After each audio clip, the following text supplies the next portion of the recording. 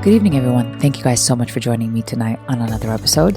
I'm so grateful to be back. I've been kind of getting refreshed, doing a lot of spring cleaning.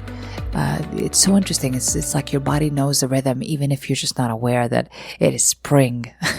But it sure is an urge. It's an inner urge or a knowing. One would say that, hey, you need to clean up stuff and dust everything and let the sun shine through all the windows. And so it's like our body knows, you know? It's nice. I like it. And I think this year I've actually noticed that on purpose. And that just tells me like, oh, hey, there's another facet of the relationship I have with myself that I'm learning a little bit more about myself. And that's really the purpose of our journey, is to learn more and more about ourselves and to get to become who we're meant to become, to actualize ourselves and really act on that level of conscious understanding of ourselves and everything that we do in authenticity. And again, it's not meant to be perfect. It's a journey of growing, not of perfection. So be gentle with yourself as you are learning. There's no going backwards or forwards. That's all just what people want to make or say when they want to make sense of their world. And of course, they're going to be human. And as we know about humanity, it is sometimes inaccurate. and so I just don't want you to kind of measure or evaluate yourself that way and your progress. If you're coming back to work on the things that you need to work on, that's progress, friends. That's progress. You're just moving forward. You can't unknow what you know, is another way to say that. Yeah, and that's what this is about.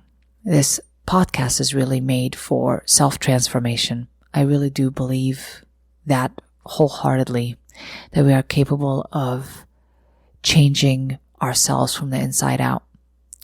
I've talked plenty of times about starting out with the external world and trying to change the external world to change the inside. Doesn't quite work because it will be a temporary fix. But from the inside out, it's always a sure thing. It takes a little bit more time, but the outcome is significant. It's for a lifetime. I always want you to remember that. And I repeat that because I want you to remember it. So that's no exception today. So this spring business, the flowers blooming, not in this desert, but nonetheless, I can imagine flowers. I have silk flowers all around my house because I live in denial, friends. But they're pretty silk flowers and they work out well. They give me the gist of it. I can appreciate it. But there's a lot to appreciate about the desert, believe it or not. It is, there's some kind of enchantment that comes with a desert life, especially at night. There's a beauty to it. But it got me thinking about being in the moment. And if I can tell you something I had to really get good at, because my mind would travel all sorts of places, was being in the moment. And I want people to live in the moment, really. Because I don't know what the hell you're doing if you're not in the moment. You're missing everything.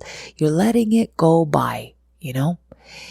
But in order for us to do that, I kind of set up a few things that I'm going to talk about today. I'm going to suggest for you and your brain to start implementing in your daily life, or at least be aware of it. Please understand that if you want to listen to this again, feel free to do so. Listen to it as many times you like. It just helps us for a brain boost, a brain implantation of a suggestion or an idea. That's what these podcasts or episodes are for. It's really to help you guys condition new thought processes, or at least implant them in there, and then see if they play out in your life. You might remember them. The more you listen, of course, the more it will work. That's what they're really made for. And you can use that with any audio, because any audio that is just planned out just right for you guys will probably do the same thing. Okay. I tell you that because my favorite way of learning something is in a auditory. So if I want to read a book, a lot of the times, but depending on the book, I like to listen to it. Or I like to hear motivational speeches, sermons, whatever it is that, you know, spiritual talks. I like to hear those really by audio, more so, because they're quick, fast, and they stay in my mind because I'm getting into a trance while I'm listening to them. And that's really what I'm trying to have you do, is really get into a very high state of concentration. So this way, the suggestions can be implanted, right? It's like when we get in a trance, our subconscious is a little bit more open. It will take suggestions a lot better, is the best way to say that. Okay, so enough of that, but it's good to introduce it. So staying in a moment. The first thing I want you guys to know is to place no conditions on being in the moment, right? It's really about, it's like it says, being in the moment. Any time is a good time for that. Some people, unfortunately, try to make a location, a time of the day. They try to implant it like as a routine.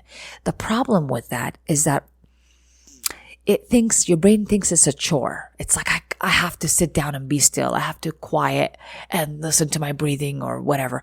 And that's fine and great. But the idea is to get you to discipline your mind to be in the moment all darn day, all day. So you're not wasting energy concentrating on other things, for example, the future or the past, that isn't necessary. It's not in the moment. So that's probably the most important thing. Don't put a time or an idea of a timely routine having to do with being in a moment. There isn't such a thing. It's really being in the moment is about being in a moment. I don't excuse or justify too long staying in the past, too long staying in the future. Okay? We're not going to do that anymore. We're going to stay in the moment all day long. And when you teach your brain and discipline it to bring it back to the moment, right now I'm looking at something and that's where I'm going to be at.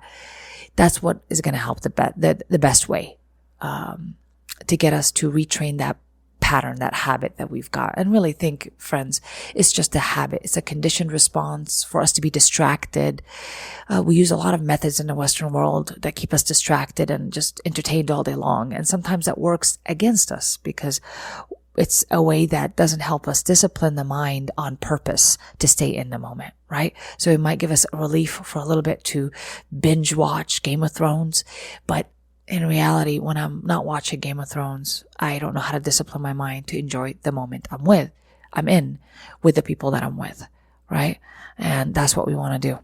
Okay, number 2, and I kind of touched on it in number 1, and that is the past, the future is not the present, friends, is not the moment, okay?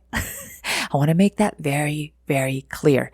The past, if we're going back to the past, looking at what we should have been, could have been, would have been, all the regrets, pulling out that and shoving it in our faces, playing out a scenario in our mind about the past and what I said to that person and what they said back. And I'm doing what I'm putting concentration on and energy on is no good. All right.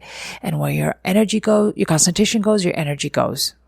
And our energy is going to be exhausted in a place that's exhausting if I'm thinking about all that stuff. Now, if I'm going about the future, going into the unknown, worrying about what's going to happen, what that person's going to say, what the outcome is going to be, and blah, blah, blah, blah, and I'm going back, I'm just going blah, blah, I'm certainly not in the moment. So what that would be like is if my kid comes and tells me, Mom, let's play with the Play-Doh, I'll be like, no, I have too many things to do. I can't. I won't be emotionally available to those people that need me. This is really important to remember, you guys. The past and the future, do not justify thoughts on it too long. Too long is no good. And be very disciplined while you're going to the future, and you have to draw a line of surrender. Anything beyond that line, I can't know. So I gotta let go. Okay? I need you to draw a line of surrender for the future. I can't go beyond that. I don't know what I don't know is usually what I tell myself. And it's actually a pretty good brain command for you guys. I don't know what I don't know. Okay? Now, when it comes to the past, it's kind of the same idea goes there. It's like, it's already past. It's already gone. It's almost the best command we can give our brain, but all of us don't believe it. So it doesn't really work well. So maybe, Tala, it's not the best. Maybe we could try something else. For example, we can do, on my deathbed, would that really matter anymore? Right? And why I like this brain command is it will help realign you to prioritizing what is important and thinking about the past and what happened and what could have happened. I really wouldn't care on my deathbed, friends. I wouldn't care. All I would care about is really being present and in the moment with people. So I have to let go of that thought. I have to let go, should as it could.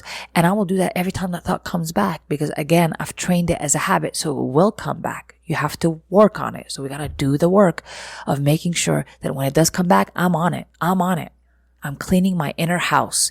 I'm sweeping out all this energy that I've been wasting on the future or the past that is unnecessary. Okay? I hope that is clear. Definitely. I need to make that very clear. Past and the future is not the present. I know that can get confusing. All right. So the number 3 suggestion I would like to make for you is, or to you, is don't make thoughts your identity. And I might have talked about this before. Don't make thoughts your identity. They're just thoughts. Another way to say that is don't make thoughts an intuitive thing. Most people think like, oh, I feel like something bad is going to happen, and they automatically go to intuition. Friends, this can be probably another episode I can make on intuition, but that's not intuition. Something bad is going to happen is called fear. So chemically, that is actually much louder in our body, kind of like anger. It's pretty loud in our body. So we'll know anger, we'll feel it louder. So is fear. And so it won't be intuition. Intuition is usually experienced or felt in a much more subtle way. It's almost like a nudge, friends. It's a nudge, but it comes when a mind is really quiet. That's when intuition is really apparent to that person. But if that person is too loud on the inside, they will not feel intuition. They'll feel all the other chemical responses that are a lot louder. I hope that makes sense. So please, please make sure that those thoughts that you are letting in don't become your identity. Don't let fear be your identity or anger be your identity. I'm just an angry person. I've always been afraid of this. I've always been an anxious person.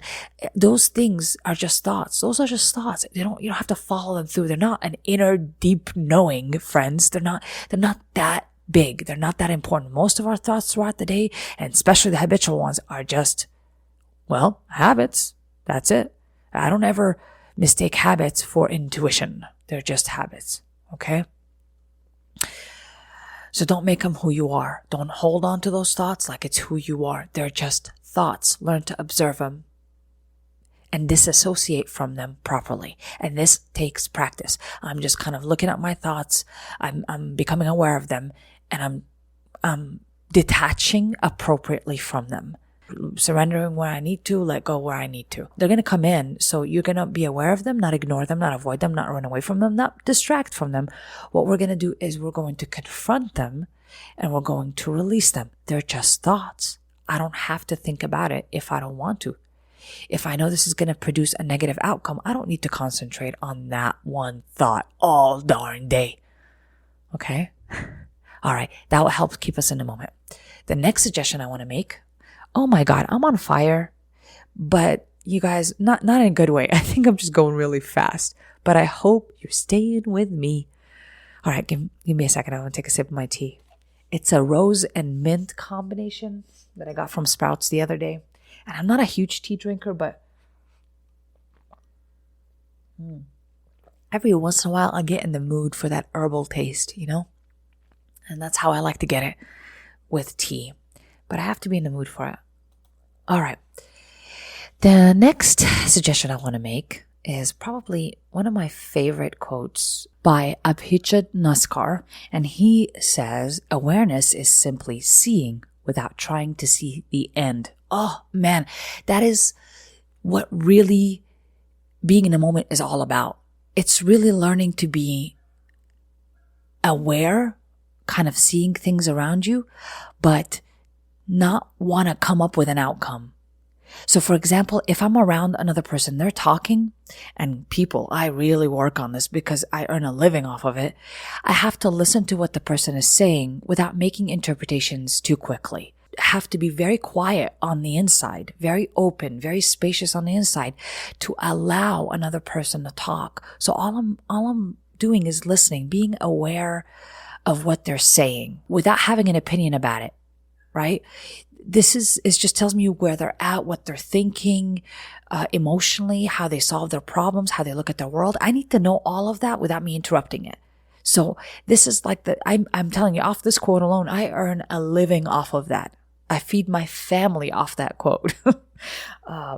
I make my car payment off that quote.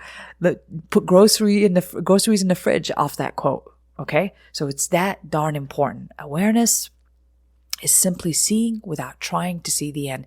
I don't come up with an outcome, but think about that in your daily life. How many times do you look at a situation and you play out the worst case scenario? You want to see the end. And when you can't see the end, you want to make it happen.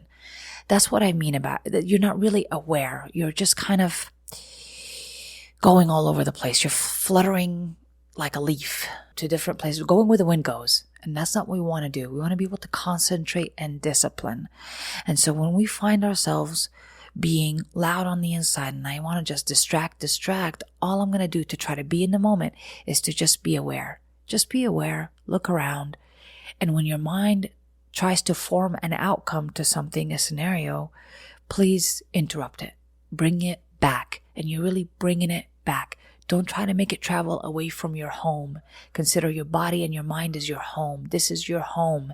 Do not let it travel beyond your home. I only know what is in my home. The furniture in my home and where they're placed. I do not know about somebody else's furniture and where they place it, right? So please stay in your own home. Okay.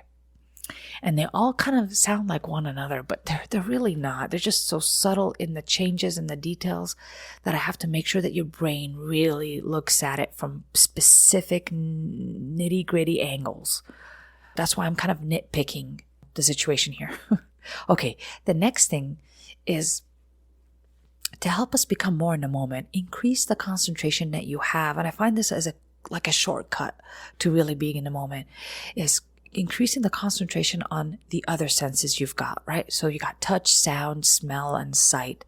I'm going to increase and concentrate on, let's say, the song I'm listening to.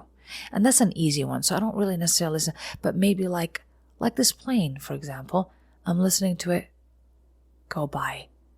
I'm concentrating on it. It almost can get me in a trance if I allow it to. Also, the idea of enjoying the smell, really understanding aroma and explaining it to yourself and enjoying just the smell of something and the connections you're making with it. Okay, sight, same thing goes there. Looking at a flower arrangement, I really stop, even though it's in my house and I've seen it plenty of times, I want to stop and look at it. Sometimes we're in our home and we don't even notice at all the furniture in our home, or we just go by the day and we have it arranged beautifully, but we don't look at it. And it's lovely to just one time walk around the house and just when your baby is asleep, just walk around the house and enjoy a piece of art that you haven't really noticed in a while. Dust it off or something and take a rag with you and just touch on items that dust would be there, but you just don't have the time to dust it. And it just helps you get in the moment, in the zone. Really appreciate all these wonderful, precious gifts we have around us, not just materialistically, but our senses. Those are precious gifts we have that many of us take for granted. So that's what I mean about concentration and how this will help us get into the moment, right? It is through the scent of this candle that I just lit. I love looking at the flame and just swimming in the flame visually. Yeah, even seeing the response that the flame or the room has when the flame is lit. There's a beautiful dim lighting that is an outcome of that. That's beautiful just to see and to reflect on and appreciate the beauty of. So you don't have to go too far to get that. You just, right where you're standing, bring yourself back to the moment. Everything that you do with intention, do with concentration on the senses. All right? That will help us get back in the moment. All right, I think it's number 5, no? 1, 2, 3, 4, 5, 6. Number 6 suggestion here. Don't place any conditions on happiness. Yeah, why did I say that? Okay, so when it comes to the moment, a lot of people place a lot of conditions on what would make this moment better, We always think that this moment lacks something, at which point we put conditions on when we can get happy. We think that we're going to get happy if I have the right meal, or if I sit in a bathtub and have a sip of wine, or if my kids have a babysitter one day and I go out and I party, whatever. Like that, whatever we put a condition on when it comes to happiness, I need us to kind of understand that being in the moment is where happiness starts for all of us. It doesn't have to have any conditions. And when you find any conditions, those are usually blocks. They're blocks to your happiness. You're the one imposing that limitation. You're the only one that can remove it. You place that limitation subconsciously. You know that I'm happy if I had more money. I would be happy right now if I had a babysitter to babysit my kids, or if my ex-husband paid child support on time. I would be happy if all these things happen. It's like you're ruining the moment. Find what you're doing in here to sabotage your happiness in the moment, to add more blocks, to look at the situation like it's lacking something rather than you have plenty of it. So remove all those blocks. Remove all those blocks to your happiness, and you will be happy where you stand. And the happiest of all is when you're in the moment. Oh yes, that's when you're the happiest. So I don't want you to miss a thing. All right. Finally, practice labeling what is around you without judgment on it. So another way to say that is, and I've said it in the different ones before that, but it's okay. I wanted to put it separately. Practice saying a mantra that has helped me quite a bit. And I got it from somebody where I used to work in the prisons. And one of the inmates was teaching meditation. And I remember him saying this phrase, and I thought, wow, that's a pretty cool phrase. It didn't kick in until like a couple of years later, but nonetheless, it was very useful. And he would always say, be present without judgment. Be present without judgment. And I want to add, be present without judgment or opinion. That's another way to say judgment is an opinion. So do you remember how I said when we're walking around, we're just becoming aware of what things are without the judgment? It actually goes a lot. And it's a good thing that I repeated it twice, I guess, that with the quote that I said, that awareness is simply seeing without the need to see the end. The same thing. I'm just being a little bit more specific here by saying, don't put a judgment on anything that you're looking at. So I don't need to have an opinion because it energetically could change me. So for example, if I'm sipping my tea and I say something like, oh, this would have been better with honey, right? Then I would not be enjoying the moment. I would think it somehow lacks it, and it just would not let me appreciate. So I'm learning to just sip the tea and sit in the beauty of the rose and the mint and that little hint of sweetness in there that I put with monk fruit sugar. I mean, just a little bit. It doesn't need any more, any less. It's just perfectly right. The universe, God, whatever you believe in, made it just right. This was done all planned and on purpose. That's how special you are as a human being. Things are working on purpose in your life. Nothing is without purpose, friends. So it would make sense that my tea had to be this way. And I sit in the calmness of just sipping the tea, enjoying it as it is. It lacks nothing. It, however, has an abundant feeling of roses and mint and stress relief. So I hope that makes sense and gets you starting. So practice this phrase, I'm present with no judgment, and make it happen. Concentrate. That's how you make that thought happen and turn and manifest it into life and into the physical world, by actually thinking it over and over again. I am present without judgment, present without judgment. And when I start becoming aware of that and saying it all day long, I will notice when I'm being present with judgment, because my body's going to shift. It's not quiet anymore. It's like doing something. I'm looking at a stimulus of some kind, like, I don't know, the newspaper, the whatever, and I'm going to have a judgment and opinion. Heck, I could be looking at my closet and say, it's so full. I need to throw some clothes, and I'm just like, oh, right. And it's just going to get me to go, oh, it's going to be hard. It's going to be hard. Clean out that closet, throw out all the old stuff, and it's going to take days. And you see, I have these opinions, and it just acts as blocks, as a sabotage to the moment, when I could just go ahead and look at the closet and just start removing stuff that I need, put them in bags and send them to Salvation Army.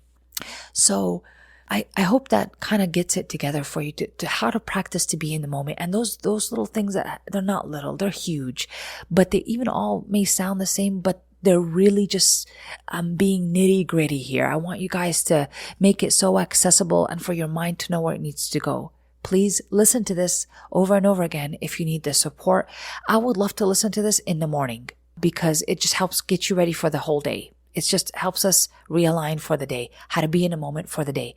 And we are not going to justify nothing to ruin the peace that we can have, the happiness that we can have, the abundance that we can have in the moment. We're not going to justify losing that. So that's why I want you to listen to this in the morning. In the morning is the best time to listen to this. Right when you wake up, getting ready for work, even in your car. That's why they're called drive-thru. I mean, you just want it to be quick for you. All right. Thank you guys so much for joining me tonight. I hope this was helpful to you. I'm thinking that as I'm looking at this, it might not sound too loud, but I don't know. I never know until I finish editing. So I hope this sounded right for you guys. And I hope this finds you well, ready for the spring and ready to elevate the quality of our life. All of us being in a moment does that beautifully. We want to make it accessible to you, something that you can actually do starting today. It's work, yes, but I'd rather be doing that work than living in constant loudness. I'm working towards quietness. That's a better place to be. I'm sending you love and light. And remember to taste the roses in your mint tea. This has been an episode of Drive-thru.